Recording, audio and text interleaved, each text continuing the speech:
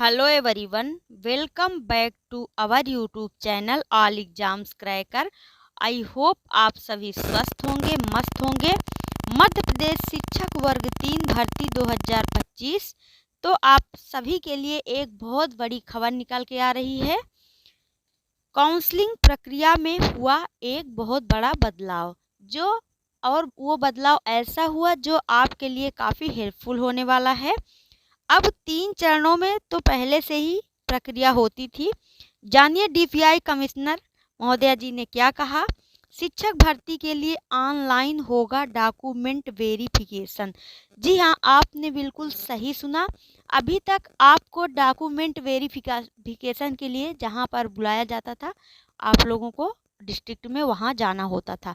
But आपको अब ये टेंशन आपकी खत्म हो चुकी है। अब आपकी डीवी प्रक्रिया ऑनलाइन ही डॉक्यूमेंट वेरिफिकेशन होगा।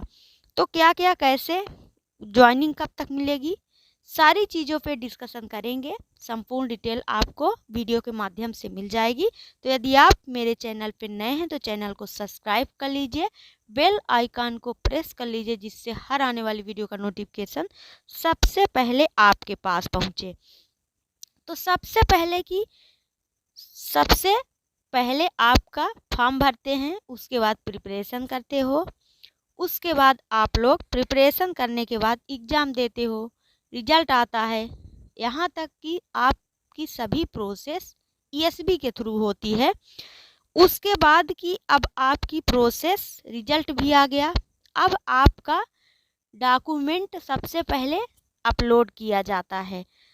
डॉक्यूमेंट अपलोड होता है, उसके बाद डॉक्यूमेंट का वेरिफिकेशन होता है, उसके बाद आपको स्कूल चॉइस फिलिंग करने के लिए आती है, उसके बाद तब आपकी फाइनली ज्वाइनिंग होती है। ये प्रोसेस चलती है। बट अभी तक डॉक्यूमेंट वेरिफिकेशन के लिए आपको आपके डिस्ट्रिक्ट में जहाँ पर बुलाया जाता था वहाँ पे आपको जाना पड़ता था। बट अब ऐसा नहीं होगा। अब आपका पहले डॉक्यूमेंट अपलोड किए जाएंगे, उसके बाद डॉक्यूमेंट का वेरिफिकेशन अब ऑनलाइन होगा।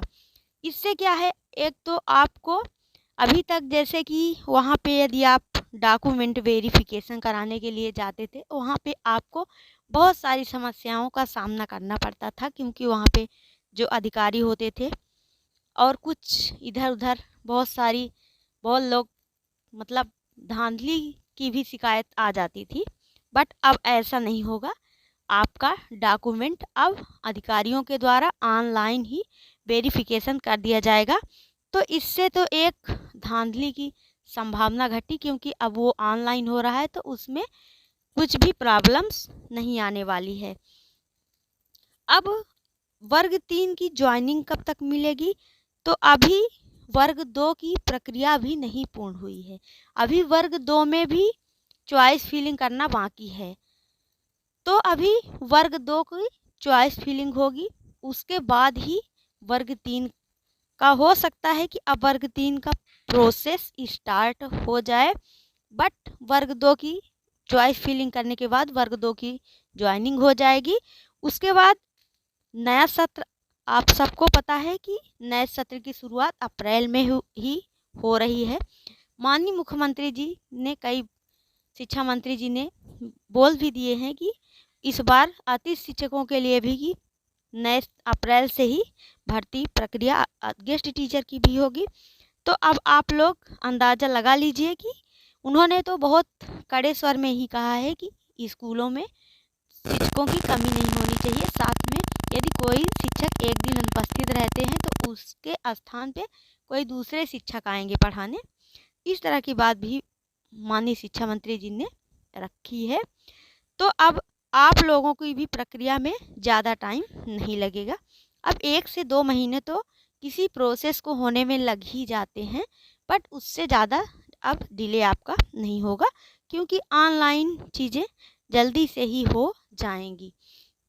तो अभी आप लोगों का अब सबसे पहले आप लोगों के डॉक्यूमेंट अपलोड कराए जाएंगे, और डॉक्यूमेंट फिर अपलोड कराने के कुछ ही दिनों बाद आपका डॉक्यूमेंट वेरिफिकेशन होगा, ऑनलाइन माध्यम से ही होगा। उसके लिए अब आगे क्या कुछ किया जाएगा, इस पे भी कोई न्यूज़ निकल के आएगी तो आपको वीडियो के माध्यम से इन्फॉर्मेशन मिल जाएगी।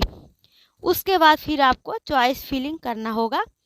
तो अभी बहुत सारे कैंडिडेट्स ऐसे हैं जिनके सरनेम में त्रुटि है, डॉक्यूमेंट में बहुत सारी त्रुटियां हैं। तो आप लोग अपनी त्रुटियों को अभी सुधार लीजिए, क्योंकि अभी आपके पास 1 से 1.5 महीने का टाइम, 1 महीने तो पर्याप्त अभी आपके पास टाइम है। तो आप लोग ये मार्च, आपको अभी पूरा टाइम मार्च महीने का मिला हुआ है। तो यदि आपके डॉक्यूमेंट्स में छोटी सी कोई त्रुटि है जिससे लगता है आपको कि कहीं मेरा मतलब सिलेक्शन से आउट ना हो जाए, तो आप लोग अभी आपके पास मार्च पूरा टाइम है, आप लोग अपने डॉक्यूमेंट्स सुधरवा सकते हैं। क्योंकि फिर जब अपलोड करना होता है तो ये ना रहे कि मेरे डॉक्यूमेंट्स में ये त्रुटियां हैं जिसकी वजह से मेरा डॉक्यूमेंट नहीं सही है। अब आप लोग ये डॉक्यूमेंट की सूची देख लीजिए कि आपको कौन कौन से डॉक्यूमेंट अनिवार्य हैं। तो सबसे पहले आपको डॉक्यूमेंट में प्राथमिक शिक्षक नियोजन दस्तावेज सत्यापन पत्रक आपका रहना चाहिए, भरा जाएगा। उसके बाद पीवी द्वारा जारी अंकसूची, अर्थात आपका जो रिजल्ट जारी हुआ है वो रिजल्ट, हाई स्कूल परीक्षा की अंकसूची और हायर सेकेंडरी परीक्षा की अंकसूची, स्नातक की अंकसूची यदि किया हो तो सभी सेमेस्टर सहित। अब यहाँ पे आप लोगों के प्राथमिक शिक्षक की भर्ती है, तो यहाँ पर स्नातक एकदम से अलाउ नहीं है। यदि आपके पास है तो आप स्नातक की अंकसूची ले जाइए, यदि नहीं है तो, क्योंकि ये 10+2 यानी 12 बेस और साथ में डिप्लोमा होना चाहिए, इतना आपसे मांगा गया था। उसके बाद यहाँ पे आपकी डीएड की अंकसूची होनी चाहिए, जाति प्रमाण पत्र होना चाहिए, मूल निवासी प्रमाण पत्र होना चाहिए। यदि आप गेस्ट टीचर में हैं तो आपके पास गेस्ट टीचर का अनुभव सर्टिफिकेट होना चाहिए, आधार कार्ड होना चाहिए, जो आपने फॉर्म फिलअप करते समय फ़ोटो अपलोड किए थे वो फ़ोटो होनी चाहिए। बहुत सारे कैंडिडेट्स के तो लाइव फ़ोटो लगे हैं। तो इस तरह से आप लोगों को सभी डॉक्यूमेंट्स अब रेडी करना है, क्योंकि अब आपका डॉक्यूमेंट वेरिफिकेशन रिजल्ट वाला प्रोसेस तो हुआ। अब एक आपकी वहाँ से डीपीआई से आपकी एक मेरिट लिस्ट जारी होगी, या फिर डीपीआई ट्राइबल विभाग दोनों ही merit list, joint merit list जारी कर सकते हैं, या फिर अलग अलग। उसके बाद ही आपकी ये सारी प्रोसेस स्टार्ट हो जाएंगी। यदि आपने अभी तक वीडियो को लाइक नहीं किया तो लाइक कर दीजिए, चैनल पर नए हैं तो चैनल को सब्सक्राइब कर लीजिए। Thanks for watching. फिर मिलते हैं नेक्स्ट वीडियो में।